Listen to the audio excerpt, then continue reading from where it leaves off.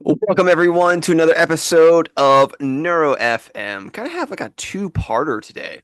So we've got Jonathan and I coming up in a little bit talking about some experiences he's got to have, really cool experience he got to have with the Special Olympics and as our conversations tend to go, it kind of goes off the rails. So we're going to do that one first.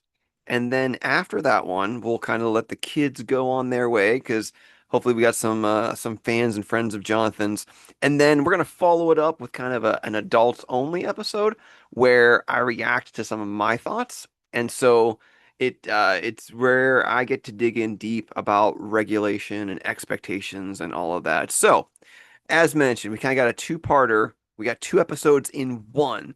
So, in about a moment, I'm going to send you over to Jonathan and I with the first part, talking about his awesome experience with a Special Olympics soccer camp.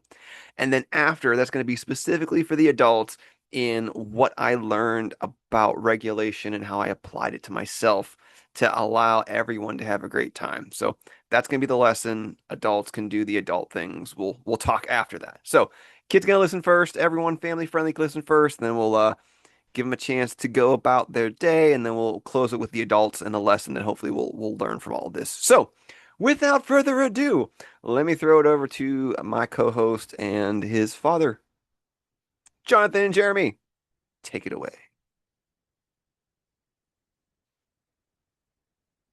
All right. So, all right. Have all the kids stopped listening? And I mean, obviously, it's not like we're going to swear or anything. We're just going to have boring lesson time. So, because like that's what we're trying to do.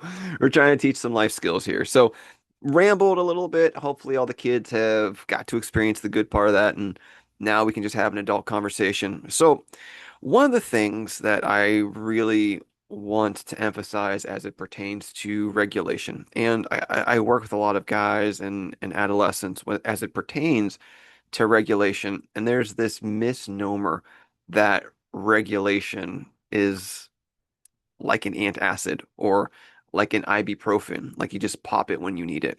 And the reality is to be good at regulating yourself and to overcome dysregulation, you kind of need to look at it like a 401k in that you make investments in it for it to pay off in dividends later. And I've done a few podcasts around this idea, but the best way, like the honest to goodness best way you can be more regulated in your life is to ensure that you have proper expectations, not lowered expectations, but proper expectations. So let's paint the scene from a parent point of view.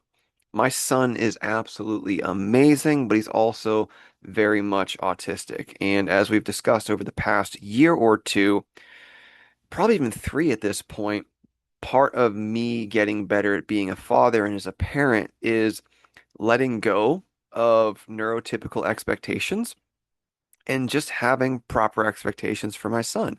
So, in this, let's look at some of the things. Well, we already talked about the things that went right, but let's talk about the things that could have gone wrong that Jeremy altered his expectations and it completely regulated Jeremy, talking in the third person for some reason, and it allowed for a really good experience.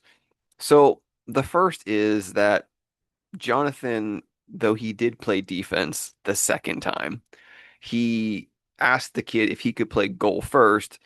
The guy said no, and Jonathan basically stood in front of him, playing defense, air quotation, but basically played goal regardless. And the expectations I would have had and should have is like, dude, come on. Like, you should know better. He said no, go play. But he doesn't. Like, if we're being honest, I don't remember a time he's ever played soccer. So there's a good chance this clinic was the first time he's ever played soccer. So me adjusting my expectations of he should know better to actually, I don't think he does know better, and being able to kind of let go of that frustration of he should know better by adjusting my expectations to the reality that no, he actually should know better. Because at worst case scenario, this is his first time. At best case scenario, this is his second time. So no, he's not going to know. And by adjusting my expectations, calmed my nerves, it helped me regulate, didn't say a single thing to him. Second thing that was very dysregulating if I let it. He doesn't understand, well, sports, if we're being honest. But like part of not understanding sports is how to still play the game without exhausting yourself, how to be effective in the game without exhausting yourself. And it was like obviously it wasn't 108 degrees. I really don't know what the heat index was, but it was hot. Like it was legit hot. And it was a sunny day in Pittsburgh. It's an open air stadium, so all the sun is just beaming down. But he's not doing himself any favors, right? Like, yeah, they quadrant the field into four sections, but it's still an NFL football field. So not only do you have the 100 yards, but you also have the end zones. So you basically have like 25, 30 feet or yards for each quadrant of this clinic. So he's just running back and forth and back and forth. And they're just like passing it. Like it's almost like he's making himself play monkey in the middle in some of these things. And about halfway through the drill, like he's exhausted. And it's like, yeah, you shouldn't be running like that. You should conserve energy. And again, this is where hockey coach Jeremy, who's been playing organized sports for just about the past 35 years, has to adjust his expectations and remind himself this is way different than hockey. He's never played this. He doesn't understand the idea of energy conversation. See, right? He doesn't understand the idea of energy conservation because of his ADHD. So he's going to bounce. And you know what? He had a great time. You know why I feel he had a great time? Because Jeremy shut his mouth and didn't try to guilt and shame him and try to make him learn to play a sport better that he'll probably never play. I would, I obviously this could age poorly, but I'm gonna say that by the time he graduates high school, he will have played soccer no more than 15 times. Like I'm gonna make that bet. We'll see if I win. If I'm wrong, I will buy one random listener a beverage of their choice, non-alcoholic. You want a Mountain Dew? I'll Venmo you for a Mountain Dew.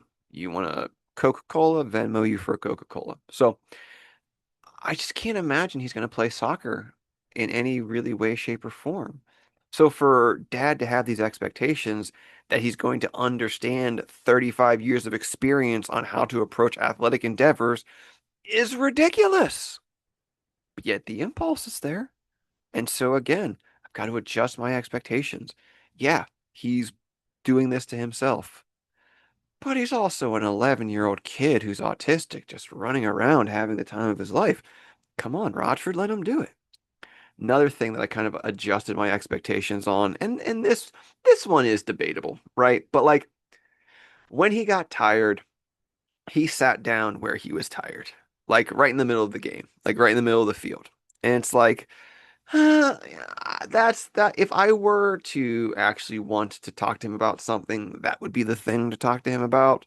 Now, by God's amazing grace, literally, they stopped. Like he sat down, and like 90 seconds later, they switched to the different quadrant. So it wasn't a big deal, but it could have been a big deal. But again, right? Like he's an 11-year-old autistic. He doesn't know.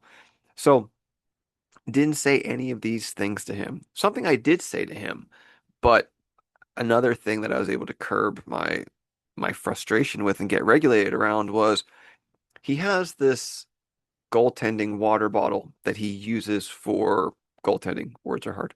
He has this goaltending water bottle for hockey, and it has this straw that makes like a right angle, so it comes up and goes in his mask, so he doesn't have to dump it. But he keeps like tipping it and then sucking all the air, and it's like I I know he knows the science of straws.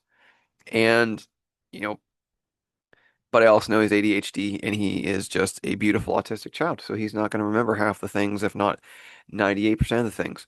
So while my expectations should be, or I would say are, you know how to use a straw, yeah, maybe a neurotypical 11-year-old knows how to use a straw effectively. Right now with Jonathan, we're still learning, and that's okay. So I share all of this with you Because one of the things that I will genuinely die on the hill for is my approach to conflict, which assesses that conflicts breaks down into three different parts. You've got pre-conflict, you've got present conflict, and you've got post-conflict. And as a quick reminder, pre-conflict, every conflict starts with either you not meeting someone's expectations or them not meeting yours. We avoided so many conflicts during that day because I just adjusted my expectations. Like, the impulse was to yell at him, tell him to do better, tell him to stop doing things wrong. That's the impulse. But the regulation part was, Jeremy, chill out.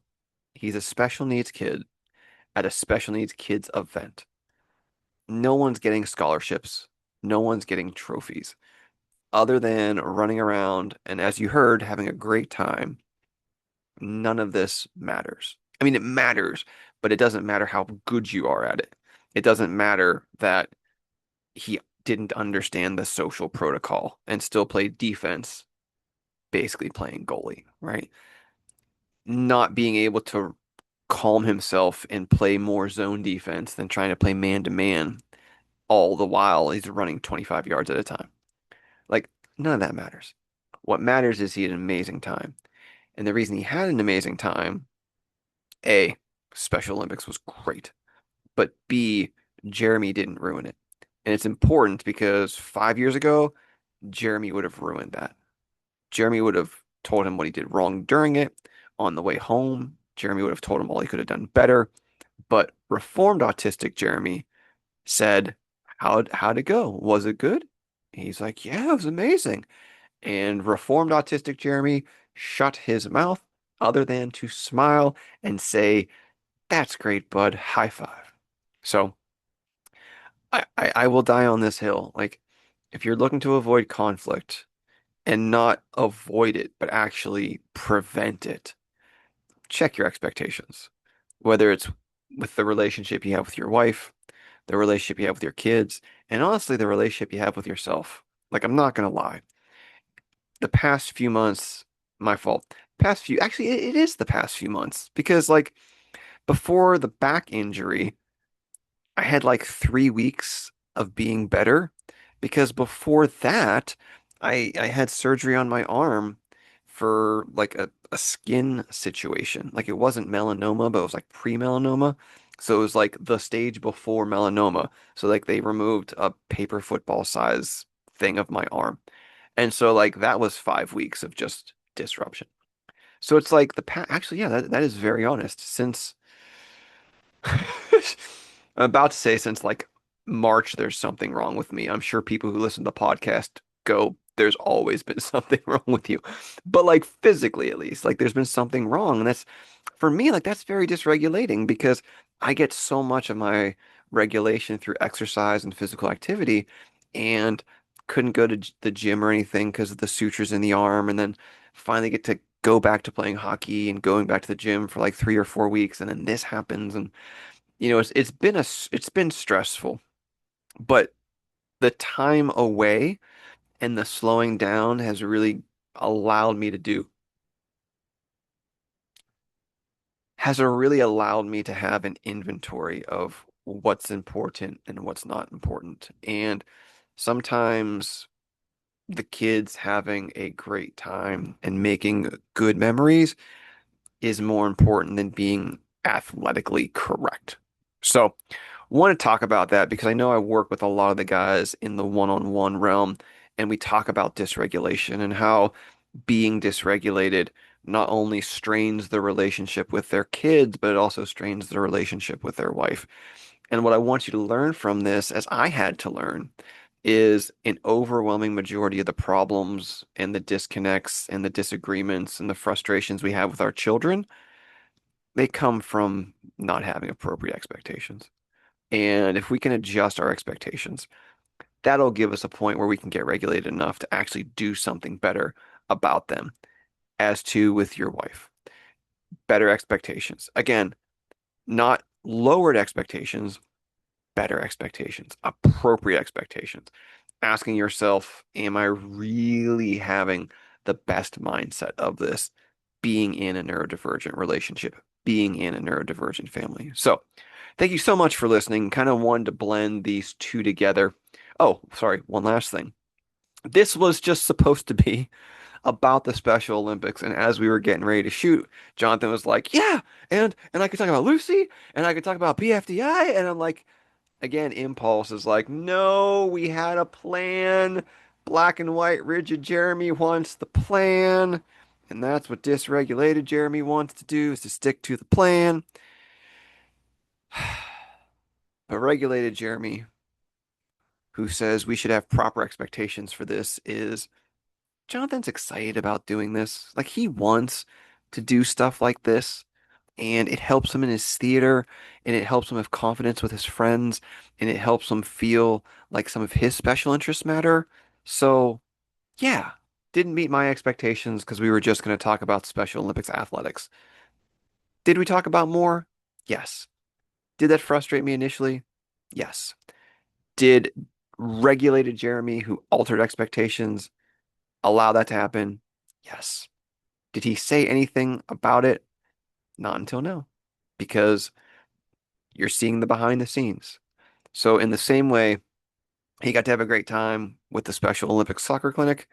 He left the recording saying, "This is so great, Dad. I love doing this with you. I can't wait to do this again." And it's like, you know what? I can't play catch with him right now because of my back. This is a great way for us to bond, and he wants to do it. That's a win. That's worth fighting for. And if all I have to do is challenge my expectations to get there, so be it. So, this has been another episode of Neuro FM. If you're struggling with your regulation, if you're struggling with your expectations, if you're always in conflict, get in touch. Shoot us a line. Go to neurofam.com. We've got groups starting in the fall. We've got the fall. We're almost at the fall already. Can you believe that? We got groups starting in the fall. We still got a few vacancies with the one-on-one coaching. Got room for a few more. Reach out if that's something that could interest you. If you want to have better relationship with your partner, better relationship with your kids, better relationship with yourself, go to neurofam.com. They are the preventing sponsor. They're the preventing sponsor. They're the presenting sponsor. This has been Neuro FM. You can always reach me, Jeremy at Neuro FM. Thank you for everyone who's wrote in about the back. It's getting better. Still 8 weeks from when it happened will be mid-August, which is probably when life will get back to being somewhat normal. I don't know. I see the ortho in 2 weeks, so prayers would be thanked. I would appreciate your prayers if you had them to give, and a lot of you have prayed, and I really appreciate that. So thank you for that. This has been Neuro FM. Till next time. Thanks for listening.